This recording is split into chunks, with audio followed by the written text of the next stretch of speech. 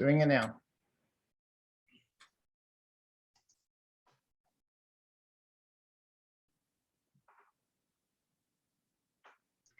All right. Good morning, everyone. My name is Shelley Skaggs. I'm Chief Admissions and Marketing Officer with Benchmark Transitions. I'm joined today by my brother, Darren Longnecker, who is also our Chief Information Officer here at Benchmark Transitions. Benchmark is the longest running young adult program founded by our mom, Jane Longnecker Harper, in 1993. We work with young adult men 18 to 28 years of age. We have a full continuum of care starting from primary residential treatment with substance use disorders and co-occurring mental health, all the way through supportive transitional living and independent living services. We also have an integrated high school curriculum, life skills component, job skills. So we're full curriculum and full continuum for young adult men 18 to 28. We're joined today by our friends at Accreditation Guru, Jennifer Flowers, founder and CEO of Accreditation Guru, as well as Peggy Lavin, Director of Behavioral Health. And they're going to share with us navigating the accreditation process with Accreditation Guru, lessons learned from Benchmark Transitions. So our agenda today is going to be based upon the lessons that we learned here at Benchmark Transitions. We'll also talk about the benefits of accreditation and the importance of accreditation for families.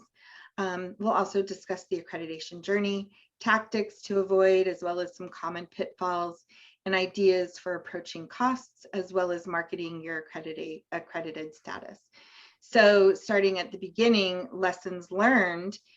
Basically, when we went through the accreditation process originally in 2017, we did have one support person that was helping us, but we really kind of managed to get through accreditation all on our own. And then when it was time for us to go through the reaccreditation process, of course, COVID was right in the middle of things. And so the Joint Commission with whom we're accredited put our accreditation status on hold. And so we were kind of waiting for us to be able to have our on-site visits. So we continued to do all of our preparation and analysis and tracking and tracers. And then it became apparent that they were going to open up the site visit. And unfortunately, the site visits were going to be virtual. So then as Darren coordinated everything for our renewal and I was working on it, we began to feel a little nervous. We were approaching our renewal date and we realized that we could probably use some professional assistance. Flash forward to NatSap, I believe, where Jennifer and I were at a conference together, and I bumped into her and happened to chat with her about, oh gosh, this is what we're going through, and literally called my brother at that moment from the conference, in between sessions, of course. I wasn't interrupting any sessions, in the center, in the middle of a breakout time, and called Darren and introduced him to Jennifer. And from there, she jumped right in with supporting us through our process. And Darren and I were so pleased with how the process went, the support that we received from Accreditation Guru and Jennifer and the team, and getting us through and over that hurdle. So we're pleased to say we're, just enjoyed that process and moving forward with our accreditation status. So with that, I want to hand it off to my brother, Darren, to talk a little bit about some of the lessons that he learned, as he really was the main person who was coordinating our Joint Commission renewal. Darren? Thank you, Shelley, and welcome everyone. And yes, it's been a pleasure working with Accreditation Guru. They're very supportive. So yeah, some of the lessons that we learned is that if you are an organization that is seeking accreditation or even going through some sort of resurvey process, or if you just need general help, I would definitely recommend working with a consultant, or perhaps even hiring somebody, if your budget allows for that, that has experience with the accreditation body that you are going with. For us, when we started, we did work with a couple of different consultants, and it was a big task. That process takes a lot of planning and preparation. And you're going to have a lot of meetings and more meetings, strategic planning. There will be areas where you need to conduct risk analysis and a risk assessment. You will be looking at hazard vulnerability and analysis. And of course, the big one, all of your policies and procedures.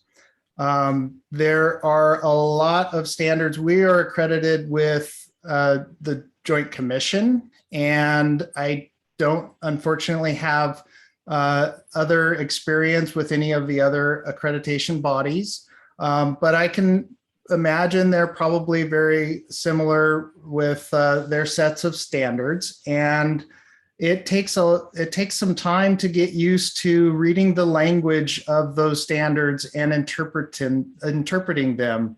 But you know, the nice thing about the accreditation process is that it leaves areas for performance improvement, and that's one of the key goals and indicators as you go through the process before your next resurvey. But one of the biggest lessons that I learned, especially this last resurvey, was resources. Seek out your resources, and whether that is with just a consultant or online or other resources, there's a lot of resources out there that are available. Some are free, some are paid. But get them. If your accreditation body has resources, even if they're paid, I would suggest pay for them. It makes all the difference in the world. Obviously, budget is a thing. And for us, we had to stay within budget. But by the time I got the checklists and some other resources that the Joint Commission offers, it kind of relieved my stress that I didn't have to recreate the wheel, so to speak. And I had templates of policies and I had templates of checklists. But just be cognizant. I don't know about the other accreditation bodies, obviously, but with Joint Commission, they accredit everything from hospitals all the way down to drug and alcohol treatment centers. So you have to make sure that whatever resource you're looking at is applicable to your organization. And then it's staying on top of your monitoring, your tools, and what you have to monitor your processes in place. You don't want to get to a point where oh, gee, we didn't do a fire drill for a year at this facility or something to that effect. And why is that? Oh, we didn't have a tool to look at the monitoring of that. So again, it's the checklist. Try to build in some automation. And there are tools that are very expensive for that. We didn't go that route with the ones that Joint Commission has. I demoed them. They seemed like they're quite clunky and difficult for user adoption and use. So we did kind of a hybrid of that. You know, I downloaded the resources that I needed and created my own thing. Obviously, I've got a IT background, so that was extremely beneficial. But I think that's, you know, kind of all. I'll at this point, I'll turn it over to you, Jennifer, and you can take it.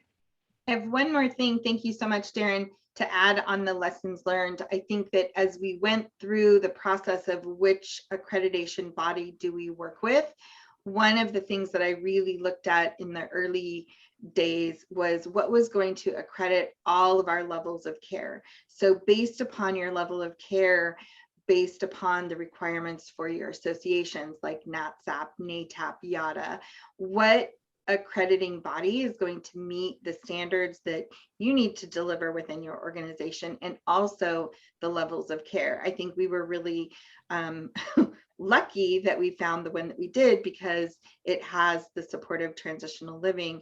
So for us, that was a key factor. However, some of the other accrediting bodies may have added that level. And so it'll be really important. And had I had the support from Accreditation Guru in the early days, at that time, Darren hadn't even stepped into, jumping in. We were kind of picked that early on, and then we stepped in and Darren supported us from that point. But really identifying which accreditation body is going to be most effective for you throughout your continuum and your levels of care. Okay, well, Shelley and Darren, thank you so much. Everyone, we're very happy to be here. So Peggy and I share our greetings to all. And Darren, those are excellent lessons learned. I was really interested in what you were sharing. Hopefully it was helpful for the others. Mm-hmm. And Shelley, with the comment on which accrediting body to select, that is very important. We will talk about the various accrediting bodies in our time together today.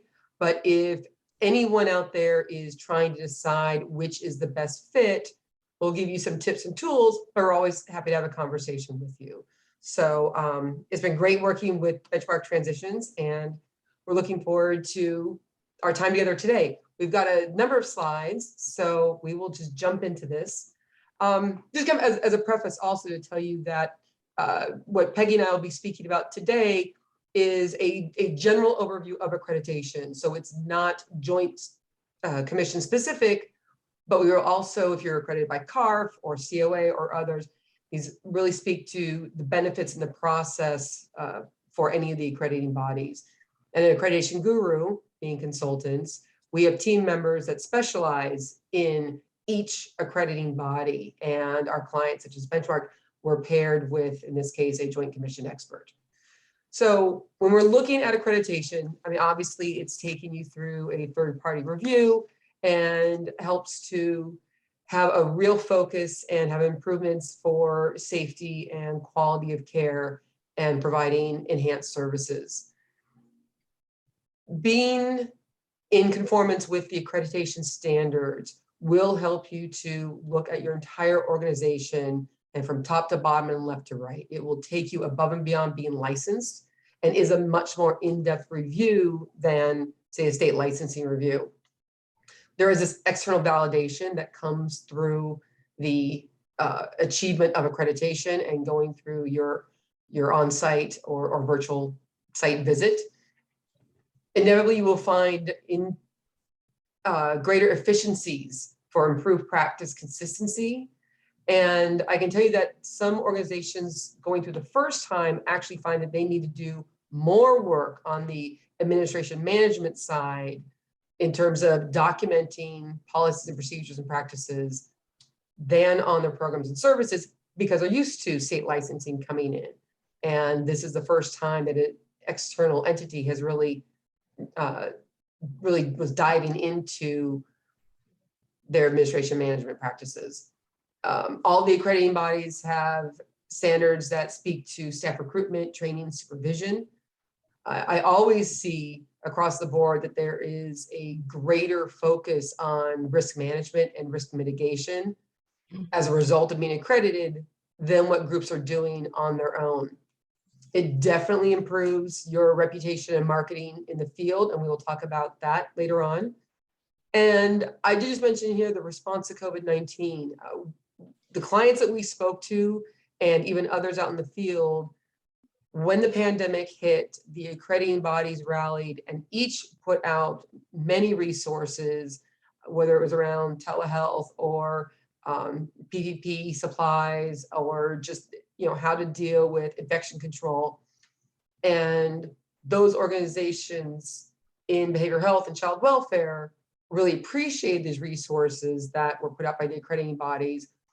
But also, we saw, and so did the accrediting bodies, that groups that were already accredited were in a better position to deal with the pandemic.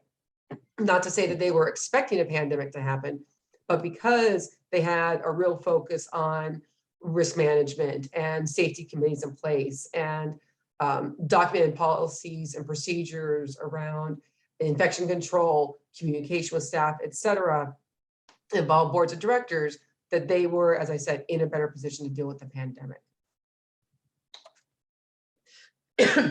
Accreditation will often help you to build a framework of safety and quality, which then allows you an easier expansion of services. It allows you to better manage your growth.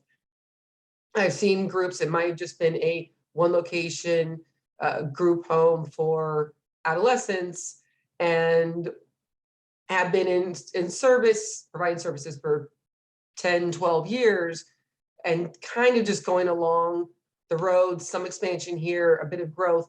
But once they went through accreditation, they then had that framework and were able to expand into additional service lines and additional locations.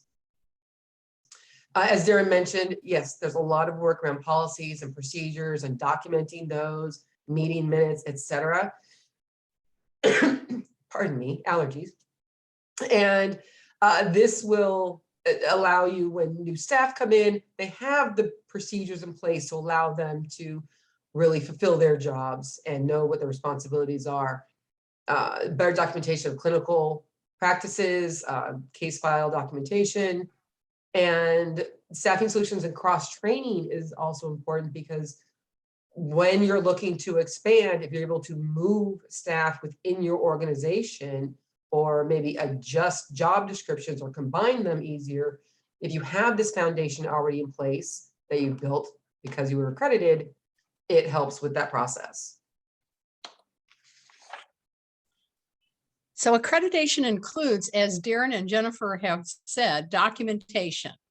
It also includes people and facilities.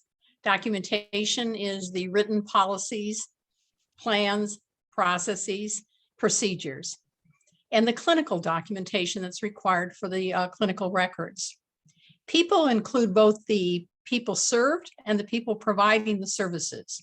Accreditation expects an organization to clearly identify the population or populations that it's qualified to serve and what services, and then provide competent and qualified staff to provide those services.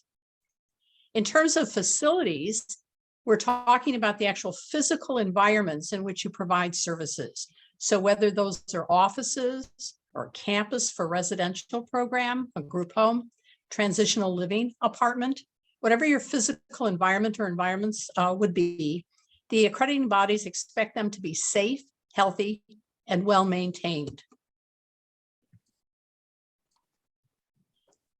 The relationship between the accrediting body and the organization is a voluntary relationship. However, there's several external factors that may drive accreditation. For example, private commercial insurances or managed care entities may require accreditation for coverage of benefits. On the federal level, there may be mandates for accreditation. You have to be accredited. For example, certified opioid treatment and qualified residential treatment programs. On the federal level, they may encourage accreditation, as they do for certified clinical behavioral health care clinics. As you know, there's many state authorities within each state. And these authorities may give regulatory relief to accredited organizations. Some of the authorities require accreditation for a license to operate, and some require accreditation for reimbursement of Medicaid. There are some national and state associations that either encourage or require accreditation of member organizations. So these are just some of the drivers of accreditation. Thanks, Peggy. And when it comes to accreditation mandates, I've been in this field actually my entire career. The trend has been to having more mandates for accreditation. So if anybody is out there now not currently under a mandate, you might find yourself under one in the near future. So we want to keep ahead of those and keep everything moving forward. When it comes to savings, there are ways that you can realize savings once you're accredited. Everyone talks about the costs, and we will touch on those, but there, again, regardless of the accrediting body you're working with, there are standards that speak to internal financial controls and the budgets, budget planning, how budgets are approved and who's involved. long-term strategic planning, and obviously that will tie into your finances and budget projections. And Peggy had mentioned the insurance carriers.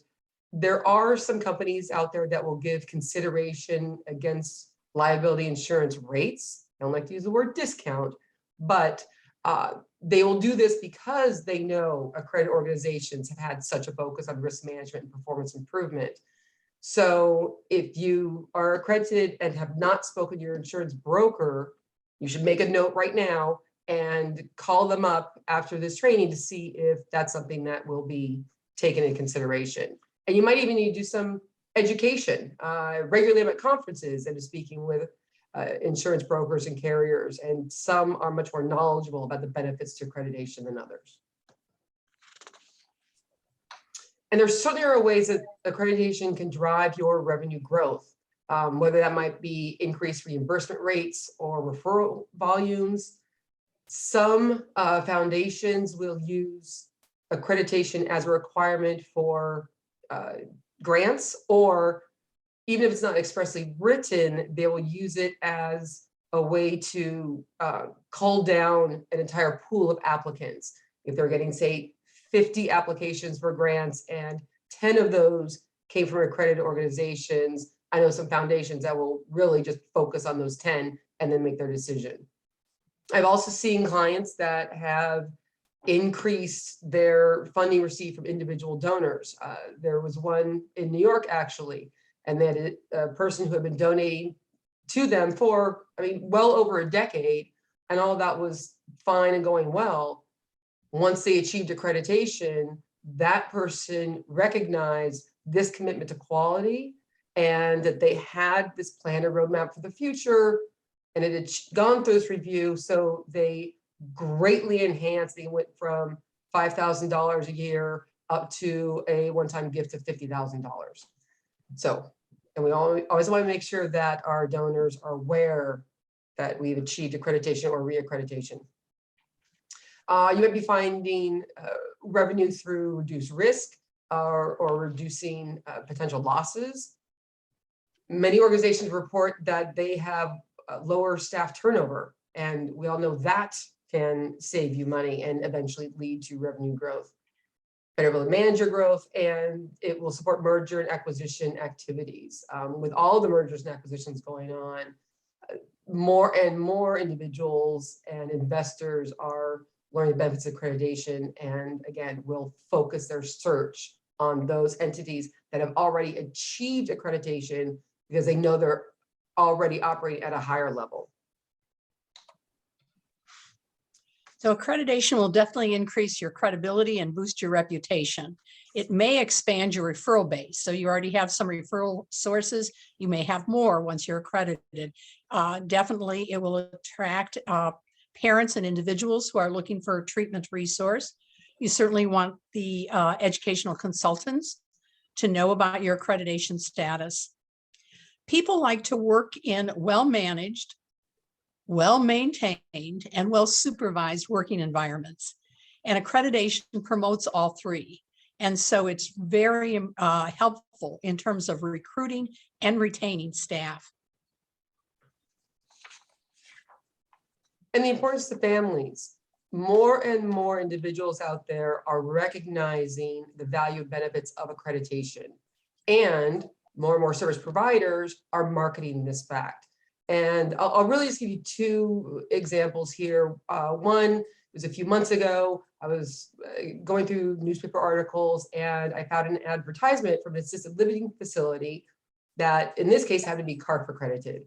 And just front and center in their ad, it said, "We are accredited for two reasons, you and your family." The fact that it gives you confidence in where your family member is receiving services, and the fact that the organization is better able to provide high quality services because they've gone through this accreditation process. That also kind of helps just to push the message out there about being accredited, gives you this gold star recognition. You've gone through the third-party review. Another instance of importance to families.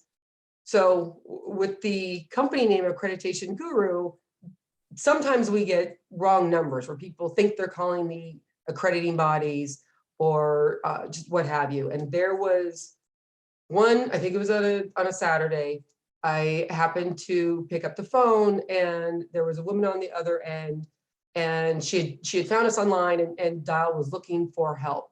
She explained to me that in the morning, she's putting her young adult son on a plane to a treatment provider in Utah to help with his substance use disorder. She had no idea where she was sending her son. She did not know if it was quality, if they were going to take good care of him. I mean, you kind of had a name and location, that was it. And I could hear the panic in her voice.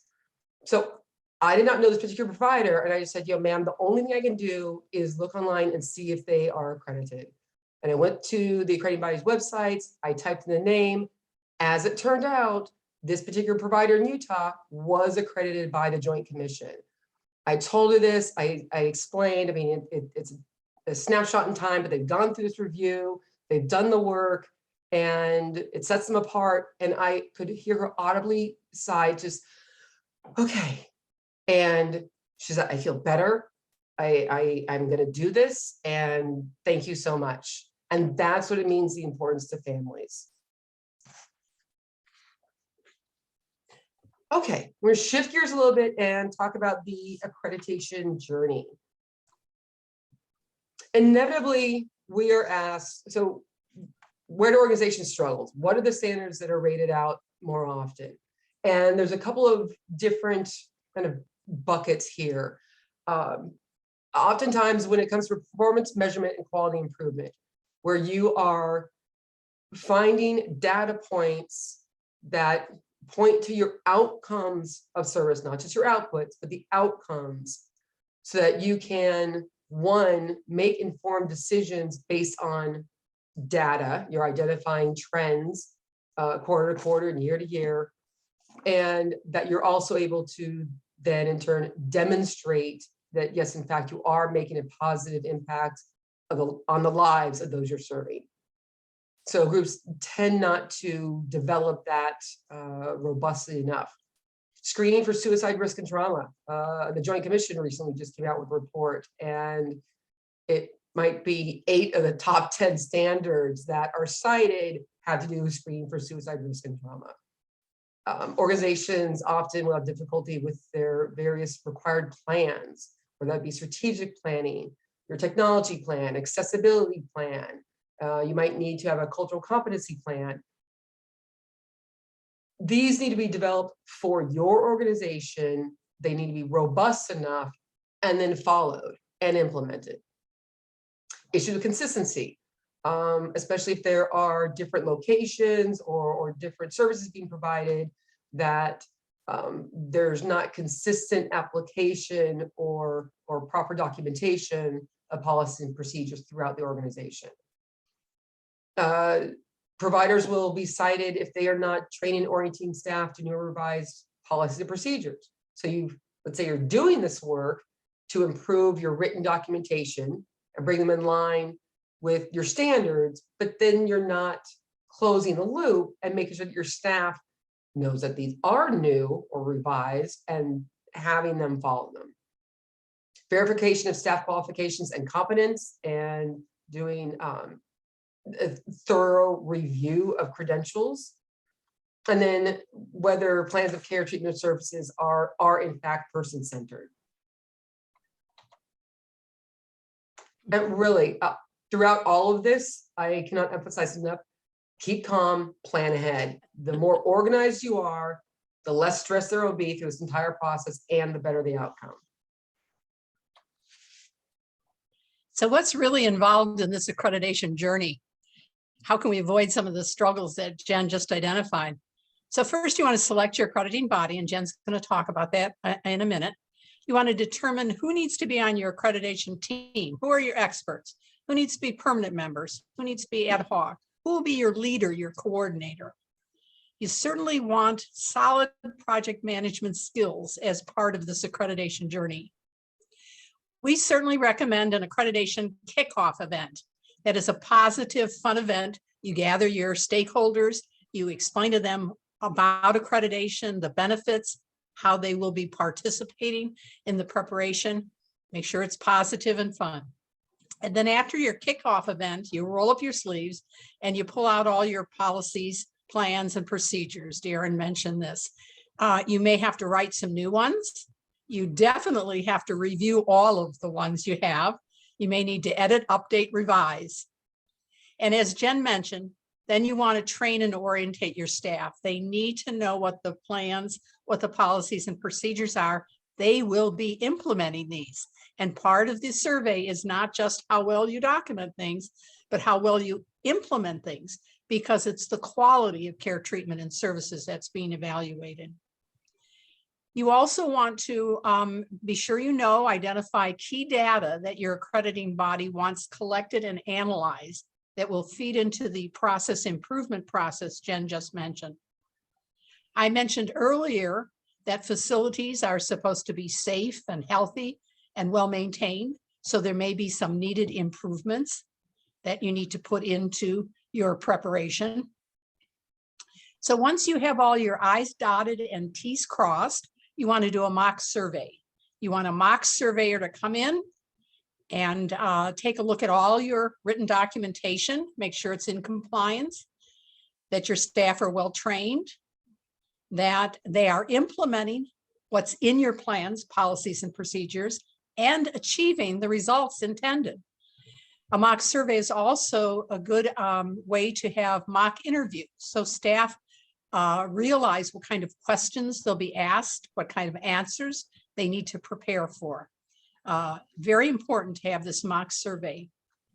There may be some things you identify, some tweaking, some gaps that you need to fill when you fill those. And then the accrediting body has your survey, and they send well-trained surveyors, very well-trained surveyors, to look at you from A to Z and to identify if you are demonstrating compliance with all applicable standards. After the survey, there may be some additional information that they need. They will clearly ask for that.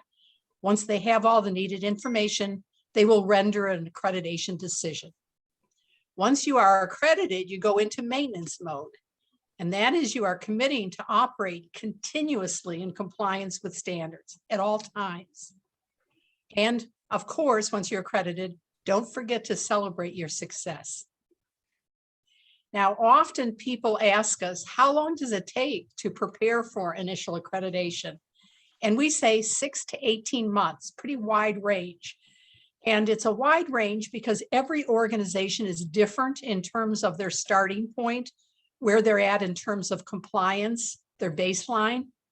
And also organizations that work with Accreditation Guru tend to have expedited timelines. Very important to know your baseline. And so one of the tools we offer is a complimentary readiness assessment survey. The link is on this slide and also is or will be in the chat box. And hopefully you're understanding that this is a start and stick with it process, that you want to gather the people, put them in the right direction, and work steadily towards accreditation. Thanks, Peggy.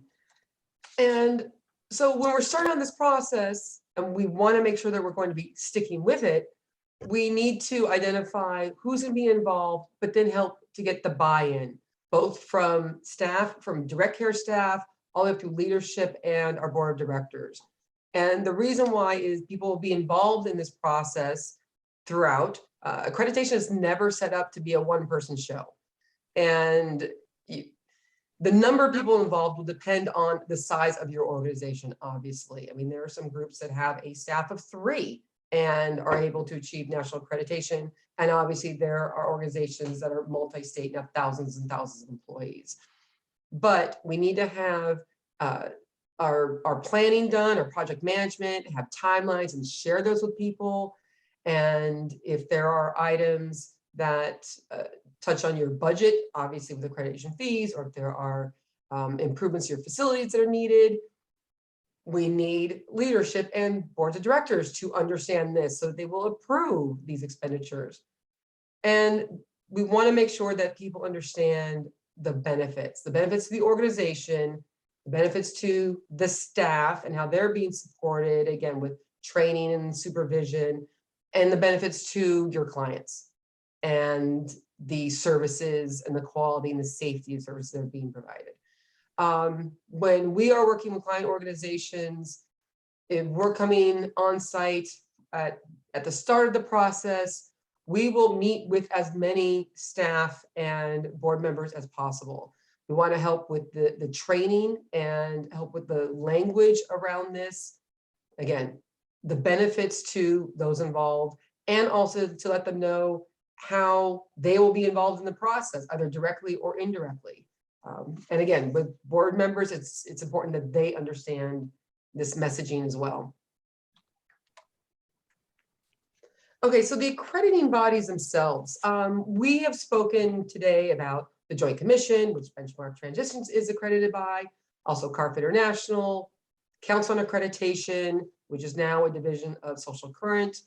There are other accrediting bodies out there you might have heard of, AEE, the Association for Experimental Education, EAGLE, which happens to be a faith-based accreditation, Teaching Family Association, CQL, etc.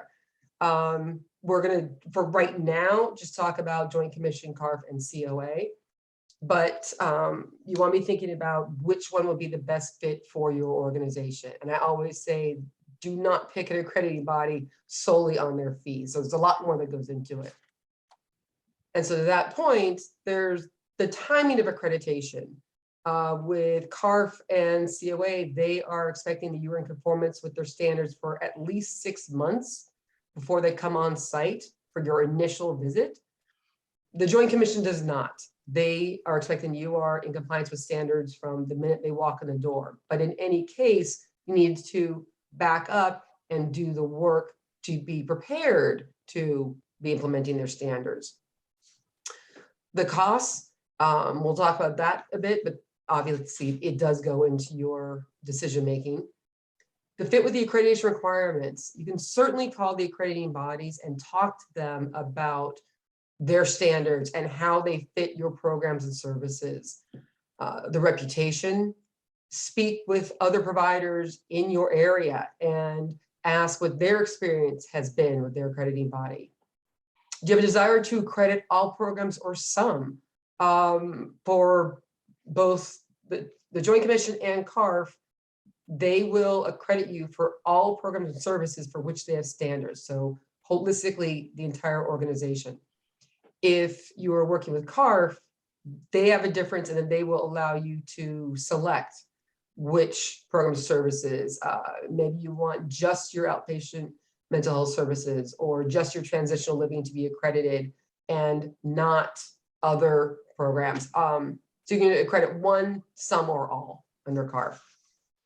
If you have partner organizations you work very closely with, or if there are maybe potential mergers coming down the road, does it make sense for everybody to be speaking the same language, so to speak, and be accredited by the same accrediting body? We've got an article, 10 Steps to Selecting an Accrediting Body, which we will send out to everyone after. As well as, I don't expect you to be able to read this right now, but we have put together a comparison chart of CARF, COA, and the Joint Commission, and we will send this out as well. Okay, so while I did say don't pick an accrediting body solely on costs, obviously that is an important consideration. So one thing that I suggest is that if you are comparing costs between the accrediting bodies, that you want to analyze your annual costs. So what does that mean? If you get a price quote from the Joint Commission or from CARF, they each have a 3-year accreditation cycle. So you want to take their entire costs and divide by 3. If you're looking at Council on Accreditation, they have a 4-year cycle. So you take their entire cost and divide by 4. That will give you a little bit better understanding of kind of apples to apples. You want to look at direct and indirect costs. Obviously, the fees you're paying to the accrediting bodies are direct costs. An example of an indirect cost that might come up is if you are currently using paper files for your clinical files or case records, and as you're going through this process, you're looking at your organization and where can we make improvements, you decide, finally, it's time, we're going to put in an electronic record system. Great. None of the accrediting bodies require this, but it can make your own internal review of clinical documentation easier, faster, more complete, and help with your performance measurement management reports. Again, it's not required, but if you put this in, there's your example of indirect costs. We want to ensure board and leadership buy-in to deal with these various associated costs.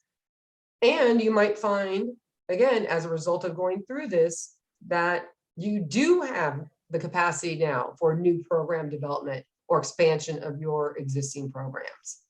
And that will help you to deal with the costs as well. And also, when we're talking about considerations between the accrediting bodies, I'll just kind of point this out that most organizations, when they select an accrediting body, they've done their homework and done their research, and it's a good fit, they stay with them for an incredibly long time, if not for the entire existence of the organization from that point forward. There are times, however, when it might make sense to look around. Maybe you've been accredited for 10 or 12 years, and while things are fine, the accrediting body, their standards have changed. Your own program or structure may have changed. So is there now a better or a different fit available for you that wasn't in the past? We have helped organizations change from one accrediting body to another, and that's its own process that needs to be managed very well, because in that case, you're not starting from ground zero as if you're being accredited for the first time. You really need to understand the nuances of what this accrediting body that you already are in conformance with, what their focus and needs are, and what the new accrediting body is, and where those intersect. So you're not doing duplicative work. Okay. But one of the questions asked all the time is, how much is this going to cost? And I really do not like giving this answer, but it depends. The reason being is that your organization, your size, number of locations, if you're multi-state, number of people you're serving, can have an impact on the costs and the fees that are charged you. And also Joint Commission, CARF, COA, all figure out their fees in a very different manner.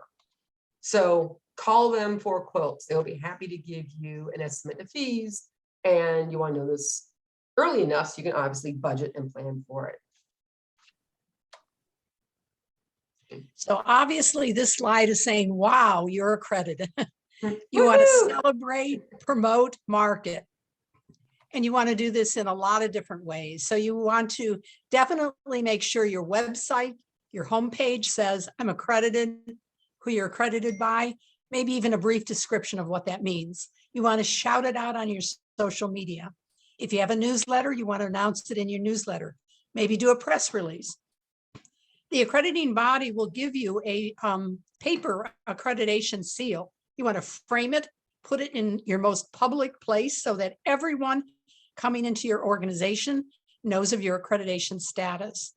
If anyone in your organization is speaking on behalf of your organization, in the description, we're accredited by whom? Again, a brief description of what that means. As both Jen and I have mentioned, it helps in recruiting. So make sure you put it in your job postings. You mention it in all your recruiting materials.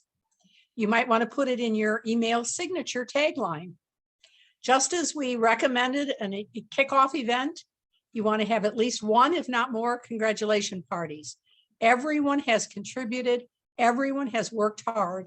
So get all those stakeholders together and make sure you're expressing your appreciation and recognizing their contributions. As with achieving accreditation, promoting and marketing it should be a team effort. Excellent. If anybody's wondering out there, how we can help, obviously, individual accreditation consultation, you be paired with an expert with the accrediting body that you have selected, and their experience with like programs and services that you offer. Peggy had mentioned the free accreditation readiness assessment. We certainly do strategic planning facilitation, and that can be tied to accreditation or separate, board of directors development, and mock surveys and accreditation compliant policies, procedures. If you have a report after survey you need assistance with, if anything you need with regard to accreditation, we can do, and all solutions are customized to your unique needs and timeline. And we want to make your life easier when it comes to accreditation. So some next steps for you. Accreditation readiness assessment, and we would certainly be happy to have a free 30-minute consultation with anybody out there, and we'll make sure you get that information. You should approach accreditation, whether it's first time or if you've been accredited for many cycles, that it is a way to raise the bar organization-wide. And we definitely need the commitment of the CEO and leadership staff. And I can tell you that just because you have this commitment does not necessarily mean or guarantee you an easy road to achieving accreditation. However, and I've seen this out there, if your CEO does not have the buy-in to the process, does not want to go through it, and maybe is only doing it because of a mandate, you are guaranteed to have problems along the way. And it makes it so much more difficult for your staff and your accreditation team. Detailed project management cannot be detailed enough. You need to have enough people involved, milestone deadlines, and keep track of your progress so that you are always moving forward and staying on track. And I always, when we're working clients, I like to address the big three.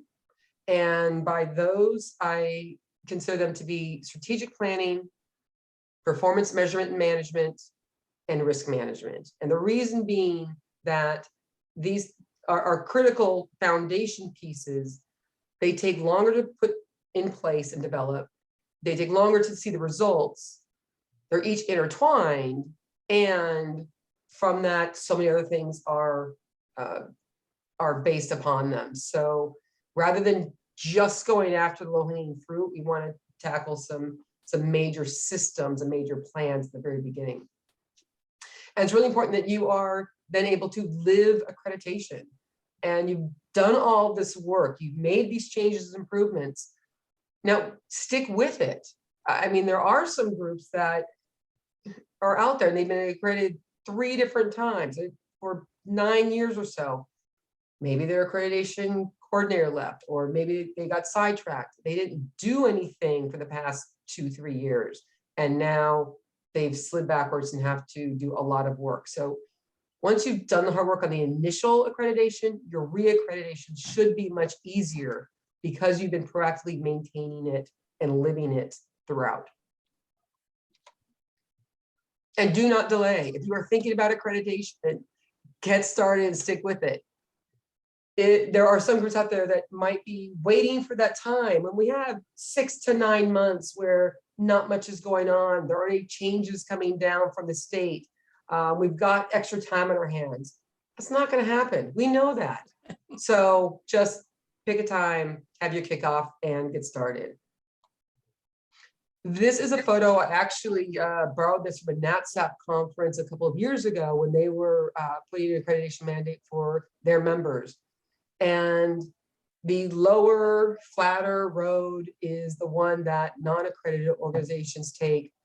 They're meandering along. They're maybe slowly making their way up the mountain, not very fast. It's all kind of business as usual.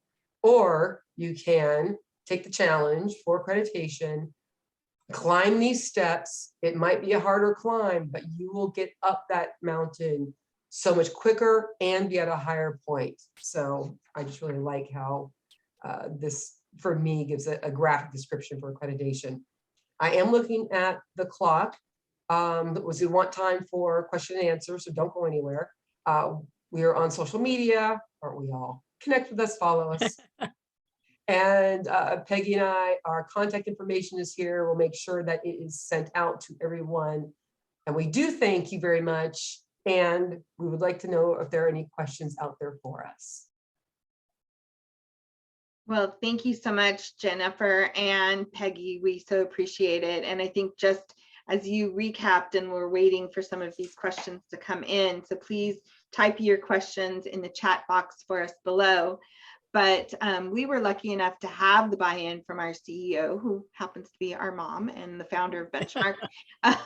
But we're founding members of NATSAP, National Association of Therapeutic Schools and Programs. And I remember the day that the mandate came down that was, okay, programs, if you want to be members of NATSAP, you need to have accreditation in there. And we were going through licensing, and I went to mom about this, and she said, yes, let's get on it.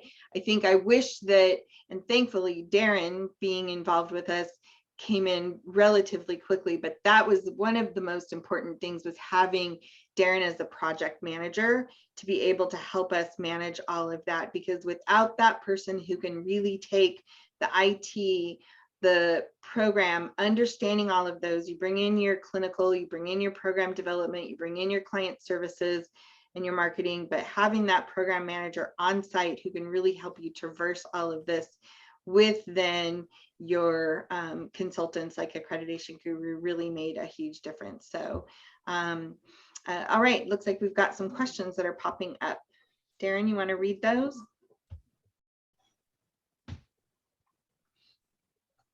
Yeah, we've got one here that says, my CEO is thinking of switching accrediting bodies. In your experience, is that an easy switch? If it is planned and executed, it can be easier than not. But oftentimes, the organization only has familiarity with that one accrediting body they've been working with, and might be making a move and not understanding even the philosophy or the approach of the new accrediting body. They've made their decision and it'll be a good fit, but just how to navigate that. And as I mentioned, you really need to look at where the commonalities are, because that should not take too much emphasis or too much hard work, and really focus on where those differences are, so you are optimizing your time and efforts. Okay, we have another question here. What indicators do agencies just starting the accreditation process use to determine if they need outside help with a consultant, or can they get ready on their own? Okay, I would say, and this is what we've heard from past clients, is that one, just bandwidth. I mean, we know that everybody is already working at 110% as is, so where is the extra time to focus not just on the work, but dive in and understand the approach and what the standards mean to a granular level. So we can help with the bandwidth issue. Also, if they have anybody on their team that has gone through accreditation before and with this accrediting body. Other guys, if they've gone through a gap analysis and identify that there are some significant gaps, or that they need to build on the outcomes measurement or develop new strategic plans. I think those are some of the ones that come to mind first. Yeah, I think for us, it was the bandwidth and trying to wrap everything around the entirety, from the policies, procedures, the training, the environment of care, the safety aspects, and getting through and knowing all of the standards that we had. I mean, just reading the standards alone takes you 3 to 4 months if you just doing it with one person, right? So it's definitely something that was a factor for us. Let's see. Jen, I think there's one in there on wilderness programs and transitional living. And I can just touch on that real quick. Yeah. In that YADA and NATSAP programs, one thing that I've seen in that world particularly is there are so many truly unique approaches to programs and services, and especially, you know, wilderness and some of the skills and resources that are brought in. I actually kind of really impressed with some things I've seen out there. The accrediting bodies don't get prescriptive on what you're doing, but more about how you're doing it, and you have documentation to back things up. So I know that with wilderness programs, that there have been concerns that if they get accredited, they're going to lose their uniqueness, or they won't be able to be providing services in the way they have. And that's not the goal of accreditation. The standards are generally written in a way that can be applied to a wide variety of organizations. But you do need to speak to the accrediting bodies and talk to them about their standards and the applicability there. I hope that answered the question. Thanks. I noticed when we were going through it, just because we have an outdoor component, but not an outdoor, you know, not a standardized or accrediting component, but the accreditation body, at least through Joint Commission, also had an outdoor therapeutic component for it. And again, just being able to have some kind of support and structure around the supportive transitional living is a really wonderful tool that supportive transitional living programs can access. So I'm glad that they have those in there as well. And I know, touching base on what Darren was talking about previously on the previous question, as far as bandwidth, even as we went through our accreditation process and, you know, successfully completed that, it's an ongoing process. I mean, Darren and I looked at it and our policies and procedures, you know, what we started off back in 2016, and then we've kind of gone through with licensing and then with Joint Commission, you know, where we looked at each other over this last turn and went, oh, our job is not done. You know, I mean, that's a whole other component that, Taryn, it looks like you've been pulling your hair out over. That we'll need to be putting together as we continue to move forward with maintaining those levels of accreditation status. So it's an ongoing process. So having that bandwidth built into your management and your leadership and with the support of your CEO is huge. And so you bring up a good point to think. Again, for groups, once you've achieved initial accreditation, you will be going through a full review every 3 or 4 years. And that maintenance is important. We actually have a maintenance of accreditation program, which is low cost, just a high touch quarterly, making sure things are in line. But it's, okay, I just lost my train of thought. Sorry. It's one that is, having this re-review is helpful because things can naturally shift, and it helps just kind of course correct and make sure that you are in line with the standards and you are up with best practices and things are being implemented as they should. So that was kind of my thought. Oh, Shelley, you're muted. We're coming close to the end, so I just wanted to reiterate that from Benchmark's perspective, both Darren and I are happy to support anyone that has questions about the accreditation process. You know, with either myself or Darren, we'll have all of our information posted. We will post a copy of this webinar. So we're so thankful to Accreditation Guru, to Jen and Peggy, and the whole team there has just been really amazing. Shout out to Lainey for helping us manage this today. And you know, just keep reaching for, what's the tagline? Keep preparing for your greatness. Prepare for greatness. So prepare for greatness, and you will do it. Thank you so much, everyone, and have a great day. Excellent. Thank you so much. Thank you. Thank you.